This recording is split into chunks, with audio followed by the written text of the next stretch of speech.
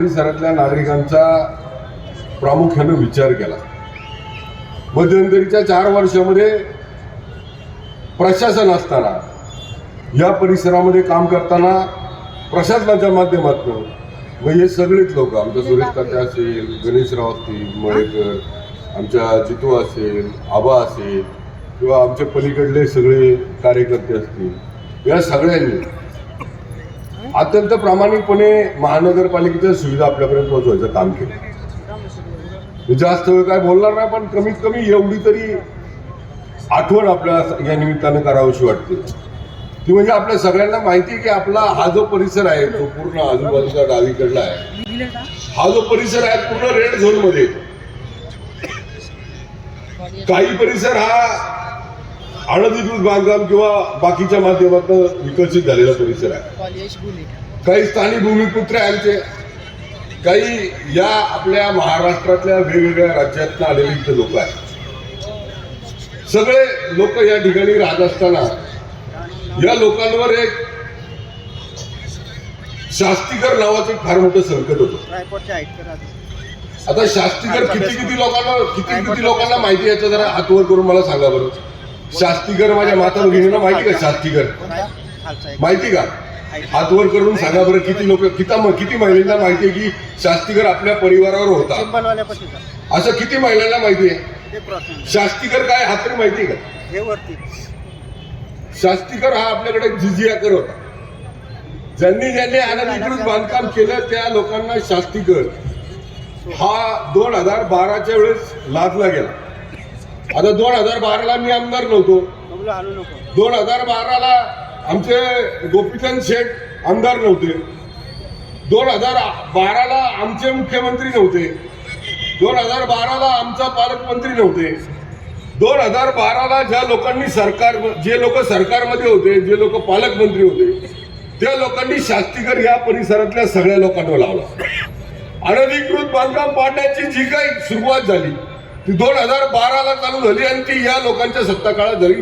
जे लोक आता आपल्याकडे मतं मागायला येणार आहेत, जे नेते मंडळी आपल्याकडे मतं मागायला येणार आहेत, जे या लोकांना अडचणीत आणून, या परिसरातल्या लोकांना अडचणीत आणून जे मतदान मागायला येणार आहेत आमच्या विरोधात, त्या लोकांनी हे सगळं पाप केलेलं आहे।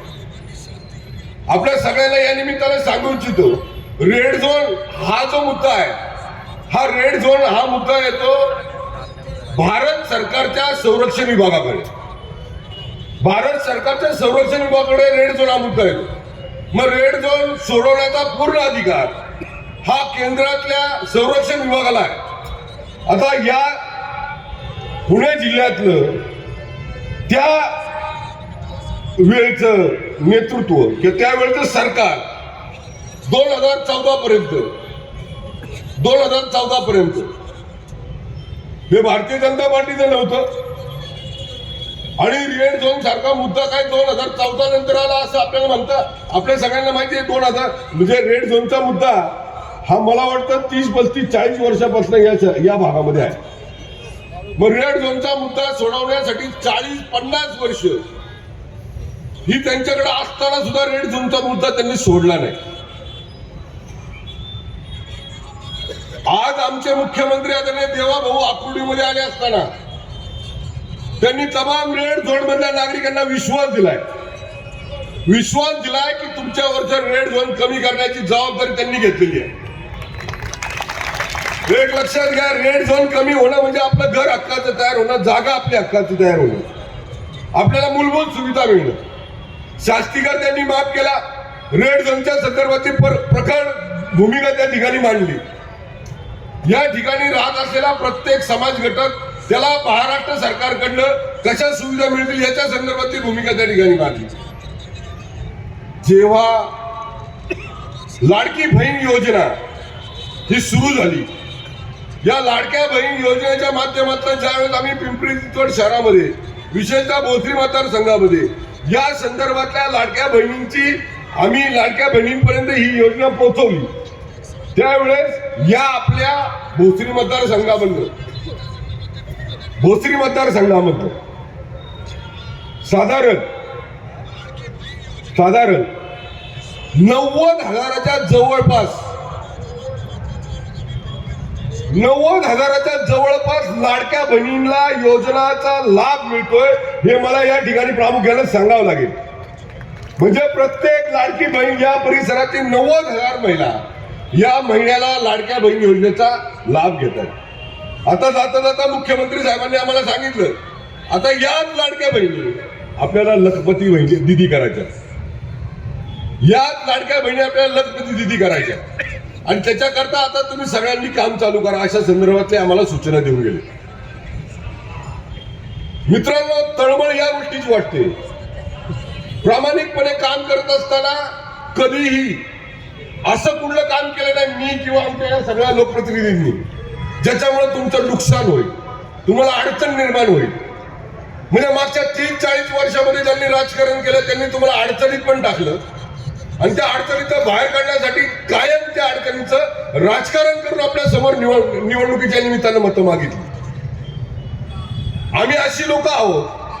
आदरणीय देवेंद्र भाऊंच्या नेतृत्वात आम्ही काम करताना नेहमी समस्या आमच्या समोर आली तर आम्ही त्याचं निराकरण करतो, त्याचा मार्ग काढतो, आणि अशा भूमिकेशी आम्ही प्रामाणिक राहून काम करत असताना आमची प्रामाणिक आपल्याकडनं अपेक्षा एवढीच आहे की जे प्रश्न आपल्या समोर आहेत ते प्रश्न सोडवण्यासाठी आम्ही बांधील आहोत. आम्ही ते सोडवतोय. आता बरेच लोक म्हणतात एक टाइम पाणी आहे, आम्ही रोज करू बोलताना बहुजन समाजाबद्दल बोलताना या बहुजन समाजातला सगळ्यात लोकांना, सगळ्या घटकांना न्याय देण्यासंदर्भातली भूमिका त्यांची असते, सगळ्या घटकांना. मग ते बोलताना तुम्हाला माझे सभागृहात स्वतःच तडफेने बोलतो, आणि मला आनंद या गोष्टीचा आहे. या परिसरामध्ये काम करताना गोपीचंद शेठ, तुमच्यावर प्रेम करणारे अनेक लोक इथं आहेत, तुम्हाला मानणारी फार लोक आहेत. आता इथला आमदारच मानतोय तुम्हाला म्हणलं 6.5 लोक. त्यामुळं माझा विश्वास आहे चुकीच्या गोष्टींकडं माझा मतदार आकर्षित होणार नाही. माझा मतदार कुणाकडे आकर्षित होईल जो काम करतो त्याच्या मागे. माझा मतदार कुणाकडे आकर्षित होईल, माझ्या माता माऊली कुणाकडे आकर्षित होतील जो आम्हाला सुरक्षित ठेवतो त्याच्या मागे. या ज्या समस्या आपल्याकडं मोठमोठ्या ज्या समस्या आहेत, रेड झोनच्या आहेत, अनधिकृत बांधकामाच्या आहेत, आपल्या इथल्या विकासाच्या आहेत, त्याच्यावर मात कर. अखंड हिंदुस्थानाचं आराध्य दैवत श्री शिवाजी महाराज, धर्म वाचला पाहिजे म्हणून प्राणाची आहुती देणारे धर्मवीर संभाजी महाराज, जेव्हा जेव्हा हिंदू धर्म अडचणीत आला तेव्हा संरक्षणाचा पदर हिंदू धर्मावरती धरला. अखंड हिंदुस्थानातील हजारो मंदिरांचा जीर्णोद्धार केला त्या पुण्यश्लोक अहिल्यादेवी होळकर, ज्यांच्या संविधानामुळं मी आणि महेश दादा आमदार म्हणून तुमच्या समोर उभा आहे, असे महामानव डॉक्टर बाबासाहेब आंबेडकर, महात्मा ज्योतिबा फुले, सावित्रीबाई फुले, नरवीर राजे उमाजी नाईक, लोकशाही अण्णाभाऊ साठे, या सर्व महामानवांना विनम्र अभिवादन करतो. लोकशाहीमध्ये अत्यंत महत्वपूर्ण ज्याला महत्व आहे त्या निवडणुका, आणि त्याही महानगरपालिकेच्या निवडणुका, पिंपरी चिंचवड महानगरपालिकेची निवडणूक 15 तारखेला होते, आणि तुम्हा सर्वांना विनंती करण्यासाठी आलो आहे. राज्याचे लोकप्रिय लाडके मुख्यमंत्री माननीय देवाभाऊ आणि देवाभाऊंचा अत्यंत जवळचा लाडका महेश दादा यांच्या नेतृत्वामध्ये कमळ चिन्हावरती आपण महानगरपालिका निवडून द्यावी ही विनंती करण्यासाठी मी एक भाजपाचा कार्यकर्ता म्हणून मी तुमच्या समोर उभा आहे. आता दादांचं भाषण